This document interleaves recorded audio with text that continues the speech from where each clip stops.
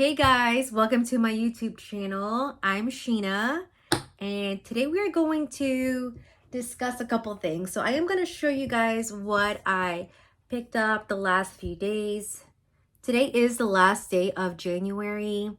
I did reach my goal for the month, but that doesn't always mean that I'm going to reach that goal. Like, fingers crossed I do reach that goal. I am trying to set a little bit more of a realistic goal because I aim high, you guys. I aim high monthly. So I do want to reach a realistic goal and kind of focus on that because I'm hitting the ground running a lot and I need to pace myself. I need to ease up and be consistent, not be perfect. It's not about perfection, you guys. It's about consistency. So I have been practicing to be consistent every single day, and patience is a virtue, very, very much, because I have no patience. Like, if you're anything like me, when it comes to a business, especially your own, you want to see fast results. This hasn't been bothering me so much for the past year and a half. When I first started reselling full time, I was constantly stressed out. I think I was just, my expectations were really high, and the items I was picking up, I wasn't checking comps. I wasn't doing my homework. Okay, I wasn't properly doing my homework. So now that I've come a long way, a lot of trial and error, I feel like I got a good grasp of things. I used to feel a little bit of shame, like figuring out my reselling career this far in the game.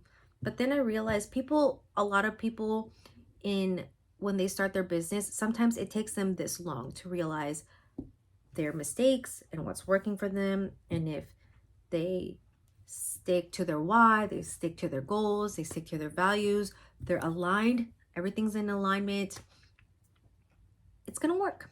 So yes, I will have my downs and I will have my ups.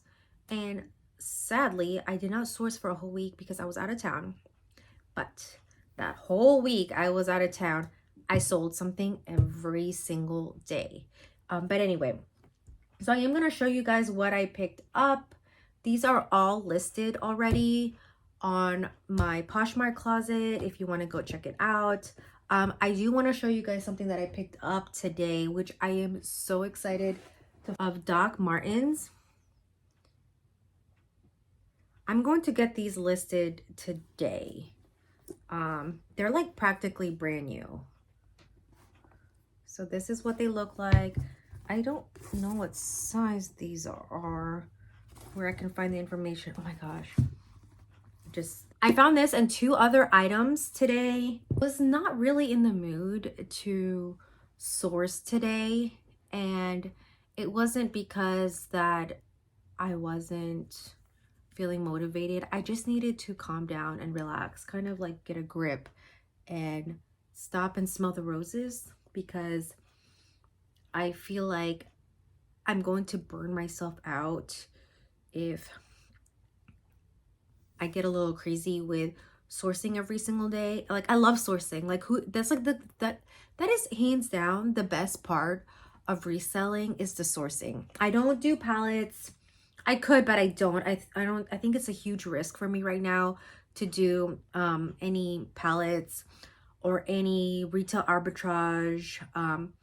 Retail arbitrage is when you buy items in a store.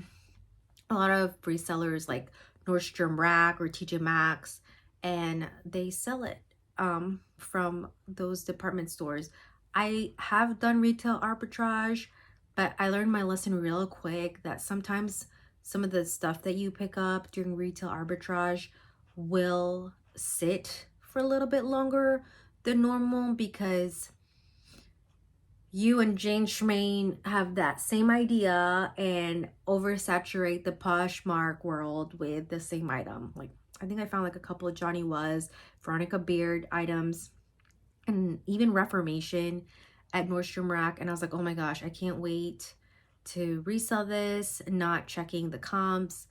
And then lo and behold, everybody and their mama are selling the same item. So you have to be competitive and you have to be okay with how you price point things, because if you try to resell it for a little bit higher and try to make a profit, sometimes it could backfire and you can lose some of that profit. And I've experienced that firsthand.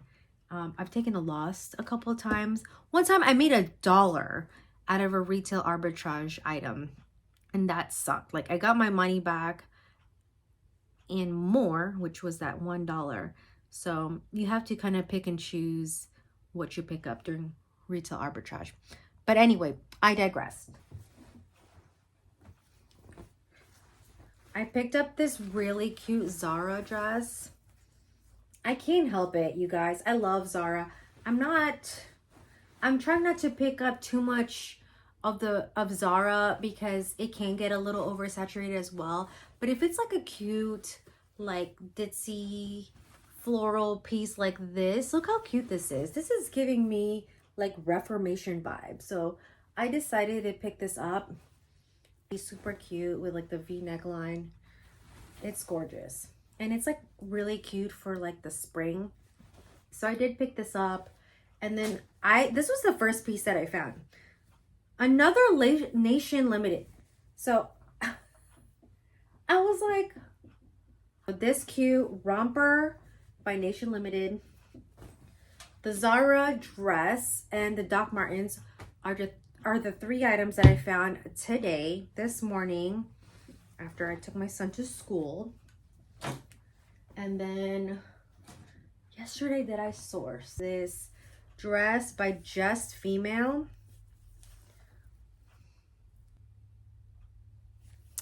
And I've picked this up before, this brand before. I picked up a sweatshirt that had like really pretty floral embroidered. That was really cute. And then this is a dress. This is super cute too. This brand does retail for a lot. So I was really excited when I found this. It's so adorable. And it has like this cutout in the back with like a mock, look, with like a high neck. Super cute. So I didn't source too much this week. I'm wrapping it up for the month. And also I want, again, like I said, I wanted to take it a little bit easy. I don't want to get all crazy with my sourcing, because I do want to list, photograph and list them before I source again, because I don't like death piles. I just don't. Anyway, back to reselling tips. I'm speaking from experience. I wanted to let you guys know, if you're reselling for the first time and you really want to dive into it, give it a shot. Like, sell a couple of your items from your very own closet. I know a lot of resellers, that's like their #1 tip. That's my #1 tip. It's kind of like reselling 101. Start in your own closet. If you don't want to put the money down to invest in your inventory, go ahead and go into your closet, and I am sure you will find some things there to resell. And try those out. Try a couple of pieces. There's no right or wrong answer to how many pieces you should have on Poshmark. For me, for my inventory, I have a little bit over 600 items, and that works for me. It just depends on how it works for you and for your business plan. Do have a strategy. Take down a piece of paper or a notebook. For me, so I've been reselling for almost 4 years. This is my 3rd notebook, and it's kind of like, it's my journal slash like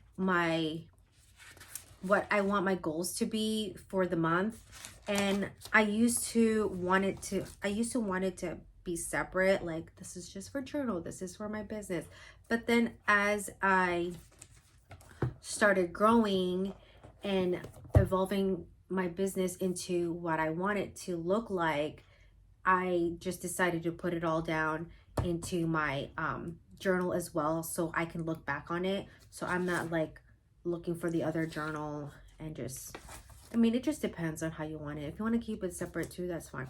But do have a plan of attack when it comes to reselling, and set your goals, be aligned with your goals and your values. Like my why and my goals are beginning to align. Like my why back in the day was, oh, freedom. Oh, I get to do whatever I want and I get to shop and, shop and shop and shop. And then, so I'm shopping, okay? And then I don't have a plan of attack. My alignment and my goals were like this. Well, it was like this. So I want it to be like this. And spoiler alert, freedom is like non-existent for me. And that's why I am trying to, again, pace myself and not burn myself out too much. I did hit the ground running this month, but then that whole week that I did not source, it gave me a lot of perspective. And it's okay to take a break. It's okay to say no to the things you're always constantly saying yes to. I need to be aligned with my values, and I need to shift and reset and check the numbers and see what's working for me. I decided to change that mentality. Almost 4 years I've been reselling. So just align yourself. Like that's like the best tip I can give someone when they're starting out. And I also got to put myself in the mindset that my reselling path is not the same anymore as it was in the beginning. So I do sometimes want to put myself in that stage of like the beginning stages. And that's how I feel a lot of the times when I am shifting my business. I feel like I'm starting over, and it's scary and it's frustrating, and it's a good thing. It's a good thing to feel that way, because that means you're evolving, and that is a good sign. That is a good sign. I don't want to say like be upset and be, scared all the time. It's just a good feeling, because if you're too comfortable and you're okay with what you're doing with your business and not really checking your numbers, you need to check that. You need to reevaluate and then shift. Like even if it's just like a little shift, so the way I look at it, the way my brain works and the way I look at it is like, hey, you started on kindergarten with reselling, and then you got to move on to first grade. You don't want to repeat the same grade. Like you don't want to repeat kindergarten reselling. You want to keep going up and up and up and up. And then, but you got to do it properly, and you got to do it in a healthy way. Then you go to the next grade, the next stage. So like first grade, and then so you're familiar with the stuff you learned in kindergarten, but now you're learning new things. You think like you are in first grade, and then second grade, third grade, fourth grade, and up. So you don't want to skip a couple of grades, if that makes sense, because it's just not giving you the foundation from like first through third. You can't go from kindergarten to fourth grade. Like you could be the smartest person in the room with reselling, but I personally believe that you need that foundation of first through second first through third before you go into fourth grade. I mean, that's just my opinion. That's what I'm learning and still learning in my career, in my experience as a reseller. So I hope I made sense, and I hope you guys can take some tidbits of information out of this. And again, I want to say thank you for watching this video. I am also still learning. I'm like in preschool with YouTube, you guys. I am in preschool. So I am learning. I'm going to grow. I need to be patient. I need to educate myself in this. So educate yourself in reselling. Educate yourself in something that you love. Read books. Learn from other resellers. And then just create your own. Just create your own knowledge and find out what works well for you. Find out what works best. So, but that's a little bit of my tip and speaking from experience. And I hope you guys all have a great day. I have to go pick up my son. I have a lot of things to do. I have birthday parties this weekend. I have to photograph I still need to photograph the Doc Martens. I did photograph and measured the 2 items that I picked up. I have a dress up there that's made well that I need to stain treat, wash, photograph, and list. I have a lot of things to do. So make sure you don't overwhelm yourself with a lot of the things that you need to do, especially for your business, and just learn how to balance and learn how to navigate. Bye, guys.